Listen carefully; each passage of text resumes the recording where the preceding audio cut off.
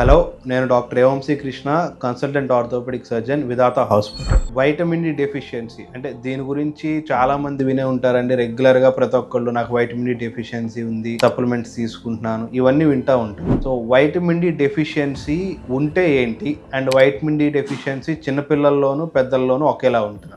Vitamin D అనేది మన బాడీలో విటమిన్ అయినా కానీ ఒక హార్మోన్లో వర్క్ చేస్తుంది. తిన్నప్పుడు కాల్షియం ఏదైతే ఉందో అది అబ్జార్బ్ చేసుకొని మన బోన్స్లో డిపాజిట్ అయ్యేలా చేస్తుంది వైటమిన్ డి.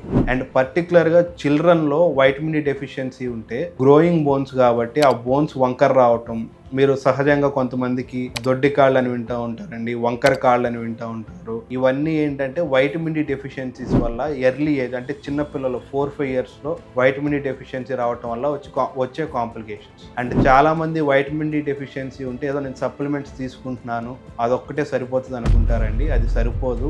మన వైటమిన్ డి ఉన్న హార్మోను కాల్షియం తీసుకొని బోన్లో డిపాజిట్ అవ్వాలంటే బోన్ మీద కూడా కొంచెం ప్రెషర్ పడుతూ ఉండాలి. ప్రెషర్ అంటే కొంచెం ఫిజికల్ యాక్టివిటీ, వాకింగ్ అలాంటివి చేస్తూ ఉండాలి. అవి చేయకుండా మీరు జస్ట్ సప్లిమెంట్ తీసుకున్నంత మాత్రాన మీ బ్లడ్లో వైటమిన్ డి పెరుగుతుందే కానీ ఆ పెరిగిన వైటమిన్ డి వల్ల బోన్స్కి ఏమీ యూజ్ ఉంటుంది. Thank you.